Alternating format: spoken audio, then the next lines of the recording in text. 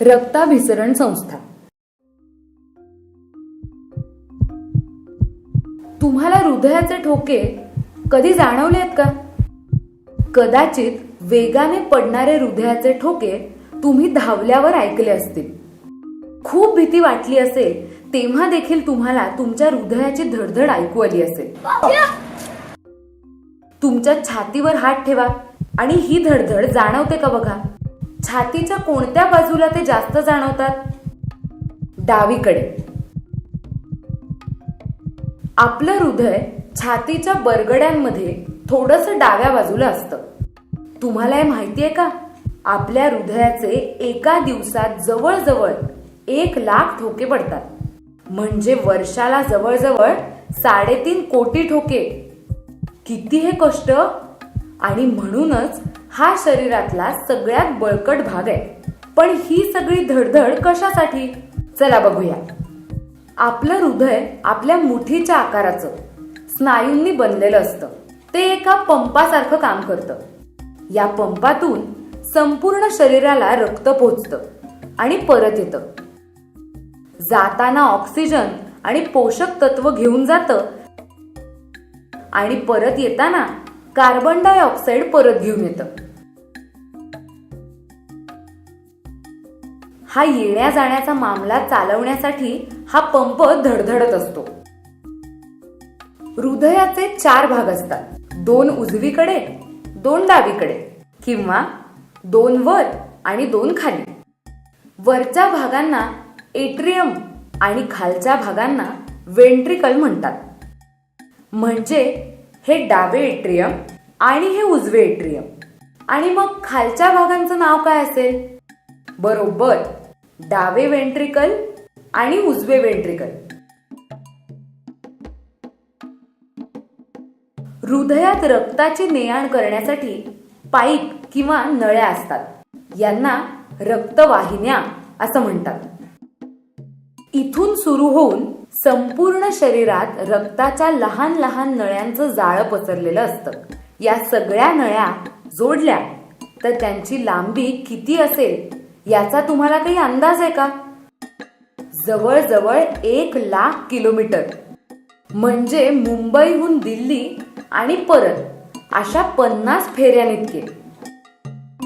इथे ज्या निळ्या नळ्या दाखवल्या आहेत त्यांच्यात अशुद्ध रक्त असल्याचं दर्शवतात.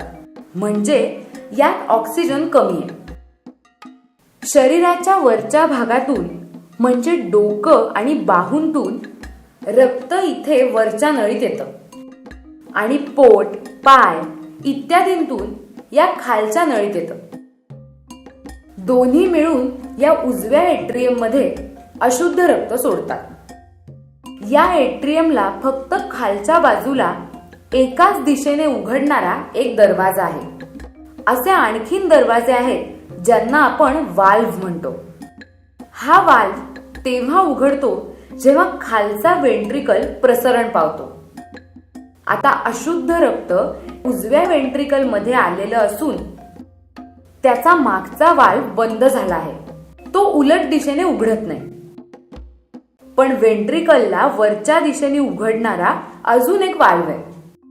वेंट्रिकल आकुंचन पावला की पाऊच दाबल्यावर जसा त्यातला द्रव पदार्थ बाहेर पडतो तसंच इथलं रक्त या डाव्या आणि उजव्या बाजूला असलेल्या निळ्या नळ्यांतून बाहेर जाईल.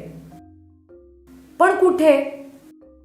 शरीराच्या इतर भागात न जाता फक्त फुफ्फुसात एक नळी उजव्या फुफ्फुसात रक्त घेऊन जाईल आणि दुसरी डाव्या फुफ्फुसात. फुफ्फुसात लहान लहान नळ्या असतात जिथे हे अशुद्ध रक्त श्वासातून आलेल्या भरपूर ऑक्सिजन युक्त हवेला भेटतं. आता हे रक्त लाल होईल कारण आता त्यात ऑक्सिजन मिसळलेला आहे. हे लाल रक्त परत एकदा हृदयाच्या दिशेनं जाईल आणि हृदयात डाव्या एट्रियम मध्ये येईल. तिथे देखील एकाच दिशेनं उघडणारा एक वाल्व्ह आहे. वेंट्रिकल जेव्हा प्रसरण पावेल तेव्हा शुद्ध लाल रक्त वेंट्रिकल मध्ये ओढलं जाईल. जेव्हा वेंट्रिकल आकुंचन पावेल तेव्हा वर उघडणाऱ्या वाल्व्ह मधून रक्त बाहेर डोकं आणि बाहूंकडे तसंच पोट आणि पायाच्या दिशेने जाईल. हृदयाचं एक प्रसरण आणि आकुंचन म्हणजे एक ठोका असतो. हे ठोके पडत राहतात. रक्त संपूर्ण शरीरात पोचतं, परत येतं, फुफ्फुसांमध्ये जातं, शुद्ध होतं आणि पुन्हा निघतं शरीरात ऑक्सिजन आणि अन्य पोषक तत्व पोहोचवण्यासाठी.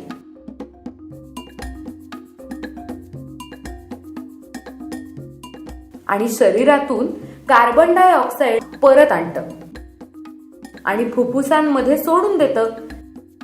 यालाच रक्ताभिसरण संस्था म्हणतात. म्हणजे आपले ठोके चालू असतात, आपण जिवंत असतो.